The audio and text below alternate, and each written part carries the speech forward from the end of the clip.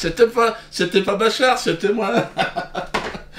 Bonsoir, amis internautes. Alors, je tiens tout d'abord, parce qu'on m'a demandé beaucoup de réactions. Diodo, qu'est-ce que tu fais? On t'entend plus. Je tiens à apporter mon soutien direct à Gilles Bourdelex. J'espère que ça va pas le foutre dans la merde. Je le connaissais pas, il est maire d'une ville. A priori, on n'avait pas à se croiser, mais il est victime d'un lynchage. Il n'y a pas eu d'excuses, il n'y a pas eu un mot de regret. C'est un dérapage manifestement contrôlé et qui n'est pas remis en cause. On en tire une conclusion politique à l'UDI, c'est que celui qui tient ses propos ne partage pas nos valeurs et n'a rien à faire dans notre parti. Je ne sais pas si vous imaginez la référence qui est donnée par ce député. Ces propos sont tout à fait inacceptables et ils sont même incompréhensibles venant d'un élu de la République. On ne peut que les regretter et les condamner. 5 ans d'emprisonnement et 45 000 € d'amende. C'est ce que risque Gilles Bourdelex pour ses propos sur les gens du voyage. La justice a été saisie pour apologie de crimes contre l'humanité.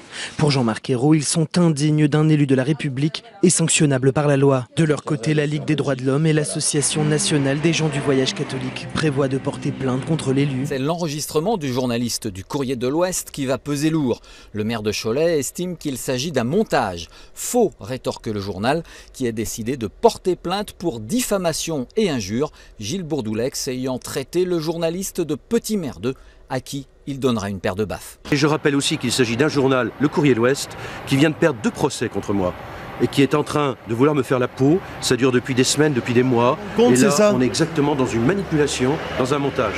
SOS Racisme, la Ligue des droits de l'homme, l'Association nationale des gens du voyage catholique ont annoncé qu'ils porteraient plainte contre Gilles Bourdelex, également pour apologie de crimes contre l'humanité. Ils sont tous jetés sur lui, Valls, ils veulent le pendre. Le mec, il sera en place publique, il le caillasse. Donc, je me suis intéressé à son histoire. Alors, apparemment, ce qui s'est passé, qu'il était face à des gens qui faisaient un salut nazi. Et lui, il va répondre, comme quoi Hitler n'en a peut-être pas tué assez. Bon, alors évidemment, la chute n'est pas terrible, mais bon, il paraît évident qu'il répondait aux gens qui étaient en face de lui. D'autant que ce sont des propos tenus en off. Normalement, le journaliste, il avait dit, non, c'est bon, je répéterai pas. Ouais. Puis il a enregistré, mais bon, évidemment, il n'a pas parlé du contexte, et puis alors, le 2 poids 2 mesures. Qu'est-ce qu'on reproche à cet homme? Vous vous souvenez de Patrick Timsit, ce qu'il a raconté? Et lui, c'était pas en off, Vous allez me dire, Diodo, t'es focalisé sur Fifou. Souvenez-vous ce qu'il a dit. Hitler était un génie. Devant 2000 personnes. Hitler était un génie. Hitler a du génie? Putain, ça veut dire quoi, ça, Hitler a du génie? Pourquoi Bourdelex, tout le monde veut le lyncher? Patrick Timsit, il le dit à la télé. Hitler a du génie, ça gêne personne. Merde. Alors bon, heureusement, il a une carte de membre. C'est pour ça que ça lui a permis à Patrick de rester à la télé. Mais vous vous rendez compte, il faut être juif pour parler aujourd'hui. C'est quand même dingue. Alors, en parlant de juif, il y en a un autre aussi qui est énervé, là, Pierre Moscovici. Alors lui, Dieudonné véhicule des valeurs contraires à celles de la République. Mais je te pisse à l'arrêt, moi, qu'est-ce que tu racontes, toi? Moscovici demande aux élus de trouver tous les moyens possibles pour faire annuler mon spectacle. Les ministres, le mec! Il m'envoie des papiers, on paye des impôts, machin, de l'autre côté, je peux pas que je bosse. C'est quoi ces conneries, là?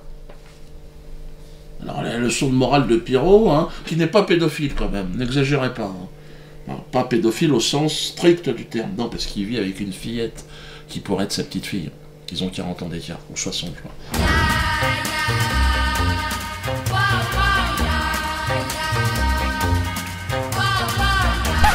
C'est sûr, c'est particulier, mais bon, comme dirait la police, il l'a emmanché dans les clous. Tu sais, l'expression, bon, c'est pas très élégant, mais... Et puis c'est un Strauss-Kahnien, donc rapport à la jante féminine, évidemment, il y a un côté un peu brutal.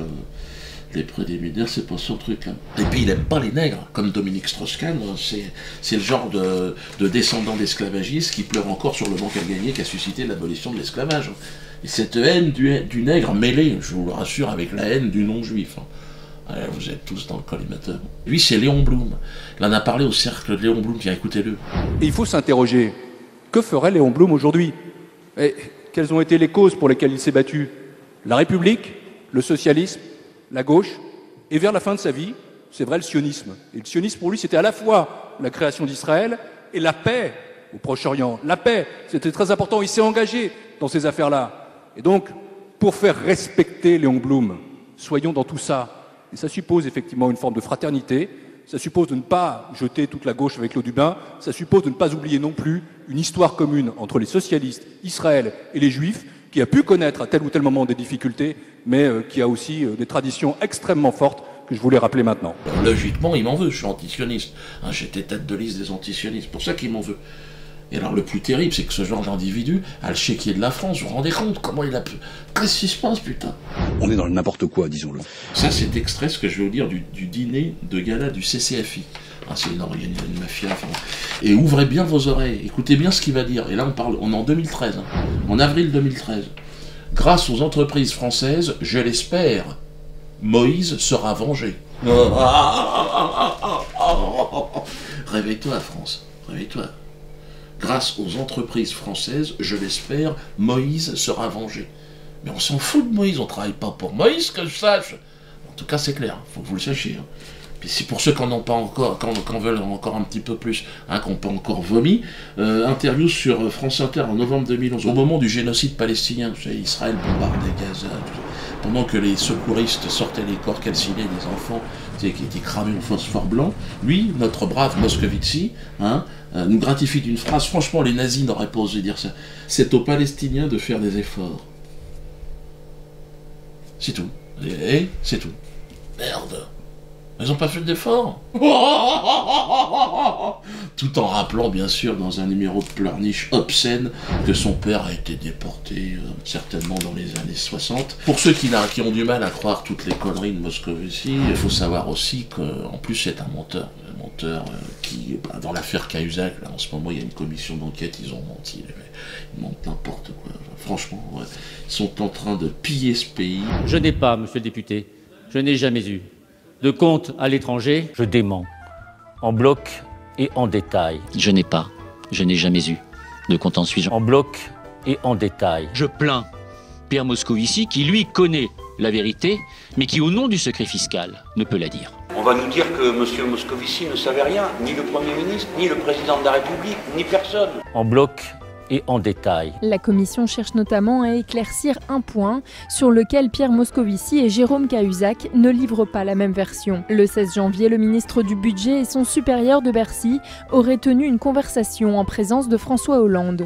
Les réunions dans ce bureau sont suffisamment rares pour que l'on s'en souvienne, et que par ailleurs, je n'ai pas non plus de souvenir de l'échange décrit par Pierre Moscovici à l'issue du Conseil des ministres. Comment se fait-il qu'entre le 16 janvier et maintenant, vous ayez perdu complètement la mémoire de cette réunion informelle, nous a dit Pierre Moscovici? Vous pouvez ironiser autant qu'il vous plaira, Monsieur le Président.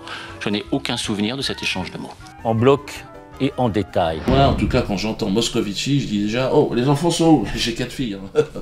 Comme je sais qu'ils les aiment assez jeunes. Moi, en tout cas, j'encourage tous ceux qui veulent signer la pétition à le faire contre la LICRA. Hein. Moscovici et la LICRA, c'est la même équipe. Hein. Ils veulent détruire ce pays. Hein, comme ça, Pierre Moscovici aussi pourra être extradé lui aussi vers son pays, en Israël, afin de servir Moïse, puisque visiblement, Moïse, c'est l'un de ses objectifs principaux. Alors, la loi autorisant le mariage pour tous a ouvert la porte du grand n'importe quoi. Vous avez vu, la semaine dernière, j'étais à la maison d'arrêt, maison centrale. Ouais.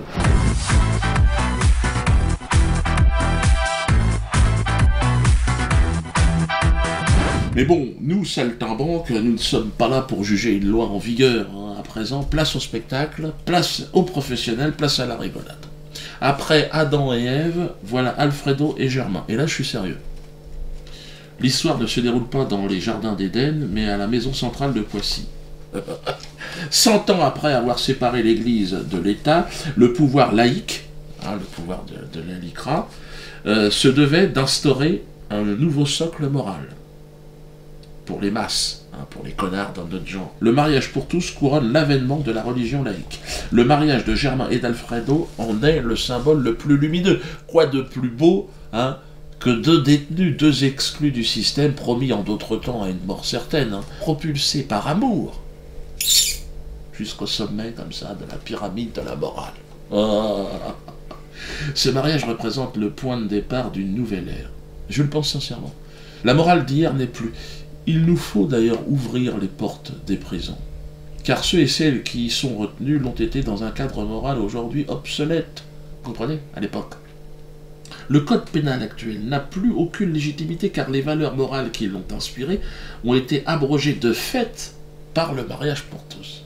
Vous avez compris ce que j'ai dit? Si vous n'avez pas compris, vous vous repassez le truc. Si le mariage pour tous a mobilisé une telle opposition, c'est que l'opinion publique avait pressenti la rupture morale qu'elle entraînait. Il m'appartient certainement pas de juger. Hein. Le monde change et rien ne peut l'arrêter. Cette évolution, moi je ne fais que la commenter. À mon niveau, je rigole, je fais rire avec toute la merde. Alors, précisons l'affaire de la robe. Vous savez que je suis entré dans la maison centrale vêtu d'une robe de mariée, car nous avions pensé, les mariés, moi-même et tous les témoins, donc le commandant Carlos en premier lieu, qu'il ne pouvait y avoir un mariage sans robe de mariée. Hein, le symbole de la pureté, le symbole de la colombe. Bon. C'était sans compter évidemment le très zélé Habib Traoré.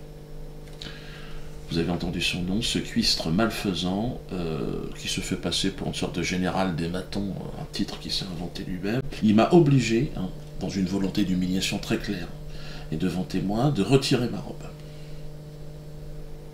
Alors j'ai pris comme témoin le maire de Poissy, hein, et j'étais désemparé, mais bon, il a coupé les ailes de la colombe, je suis rentré en short. Il a souillé ce mariage. Par là même, il a souillé la République et les hommes de bonne volonté. L'homophobie hystérique de cet esclave de maison nous a bouleversés. Était-il de surcroît motivé par l'antisémitisme? Je vous rappelle quand même que les deux mariés sont juifs. L'un Germain par sa mère, hein, et sa grand-mère, qui a fini en savonnette, d'ailleurs il me l'a montré l'autre jour, et l'autre Alfredo par conviction. Puisqu'il a dit « j'ai toujours été juif au moment des faits ». Nous allons donc citer en correctionnel Habib Traoré, très prochainement, l'honneur et la dignité de tous les mariés pour tous, hein, évidemment, est en jeu. Et d'ailleurs, j'attends que Manuel Valls et que Christian Taubira soient avec nous. Hein. Il faut une réaction exemplaire. Nous allons demander que M. Traoré soit renvoyé de l'administration pénitentiaire et retourne en Israël où il veut. Donc, il semblerait que ce soit un falacha, il semblerait qu'il travaille pour le Mossad. Pour ce qui est de mon avis donc, concernant le mariage pour tous, plutôt que de parler longuement, j'ai décidé de faire une pièce de théâtre, qui s'appellera Le mariage pour tous. N'hésitez pas, il y a 2 comédiens. Juliette Montel, vous la connaissez, hein, Juliette, elle était dans Métastase, elle était dans l'Antisémite. Et puis Pascal Montel, hein, son père. Donc j'ai choisi une fille et son père pour illustrer donc, la famille, hein, et dans le rapport avec... donc là on va voir. Mais à mon avis, donc ça sera en octobre, et vous pouvez déjà réserver vos places. D'ailleurs, réservez vos places tout de suite. Et je pense que ça devrait... Alors ça ne fera pas rire tout le monde, évidemment, on va toujours avoir cette opposition, mais quelque part on les emmerde. Et puis on va leur survivre. Et puis alors la pétition, hein, surtout n'hésitez pas avec la pétition.